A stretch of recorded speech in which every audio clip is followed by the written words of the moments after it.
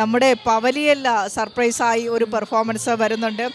ഞാനിങ്ങനെ ആലോചിക്കായിരുന്നു കാവ്യ, ധനുമാസം വരാനിരിക്കുന്നു. ധനുമാസത്തിലെ തിരുവാതിര ഈ മാസം 13-ാം തീയതിയാണ് ധനുമാസത്തിലെ തിരുവാതിര.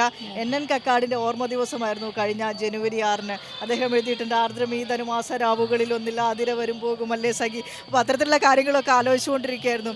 എത്ര കണ്ടാലും മതി വരില്ല. വിനിഷ NN കക്കാടിനെ സഫലമീ യാത്രയൊക്കെ ഓർത്തെടുക്കുമ്പോൾ എനിക്ക് ഓർമ്മ വരുന്നത് നമ്മുടെ ന്യൂസ് ഡെസ്കിലെ സിജു സുഗതനെയാണ്. സിജു ചേട്ടൻ കഴിഞ്ഞ ദിവസം ഗുഡ് ഈവനിങ് കേരളത്തിൽ ഈ കവിത ഓർത്ത് ചൊല്ലിയിരുന്നു. അപ്പോൾ അതാണ് എനിക്ക് പെട്ടെന്ന് പറയാൻ തോന്നുന്നത്.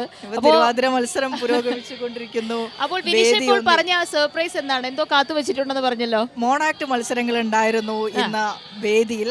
അപ്പൊ ആ മോണോ ആക്ടിന്റെ പെർഫോമൻസ് ലൈവായി നമ്മളുടെ സ്റ്റുഡിയോയിൽ നിന്ന് നമുക്കൊരാള് ഒരു കൊച്ചുമിടുക്കൻ എത്തിയിട്ടുണ്ട്. എന്താ കൊച്ചുമിടുക്കന്റെ പേര്? നാരായണൻ. നാരായണൻ എവിടെ നിന്നാ വരുന്നത്? കൊല്ലം ജില്ലയിൽ നിന്നാണ്, ഓച്ചിറയിൽ നിന്നാണ് വരുന്നത് അല്ലേ? ഓക്കെ, കൊല്ലം ജില്ലയുടെ പ്രതിഭയാണ്. കൊല്ലം ജില്ല പോയിന്റ് പട്ടികയിൽ മുന്നേറിക്കൊണ്ടിരിക്കുകയാണ്. അറിഞ്ഞോ? സന്തോഷമുണ്ടോ? മത്സരം കഴിഞ്ഞോ? നാരായണന്റെ മത്സരം കഴിഞ്ഞോ? കഴിഞ്ഞു. ഓക്കെ, റിസൾട്ട് വന്നു. റിസൾട്ട് എങ്ങനെയുണ്ട്? മിടുക്കൻ. അപ്പോ ഓക്കെ, അപ്പൊ എന്താ വിനിഷ, നമുക്ക് മോണോ ആക്ട് ഒന്ന് കണ്ടാലോ? തീർച്ചയായും. നാരായണൻ തുടങ്ങാം. ശരി, മതി.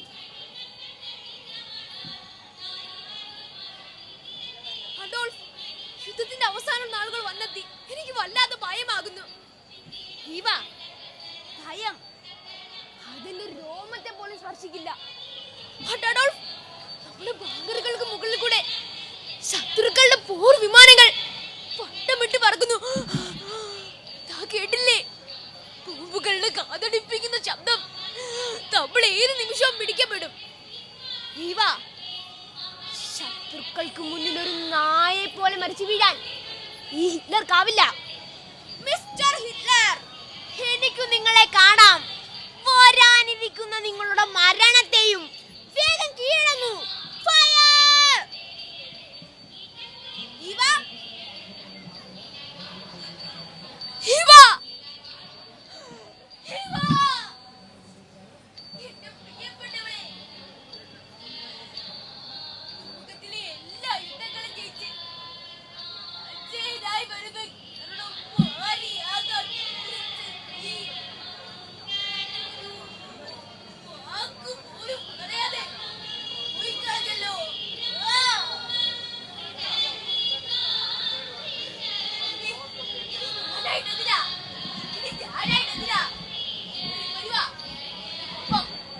പക്ഷേ ഞാൻ കീഴടങ്ങുന്നുവെങ്കിൽ അത് എന്റെ മുന്നിൽ മാത്രം.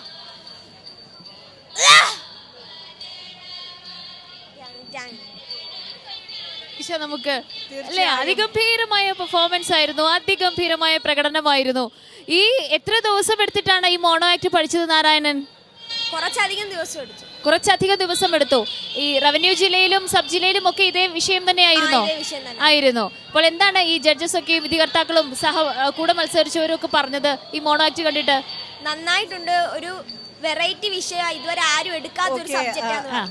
ശരി നാരായണൻ, വളരെയധികം നന്ദി നാരായണന്റെ ഈ ഒരു പെർഫോമൻസിന്.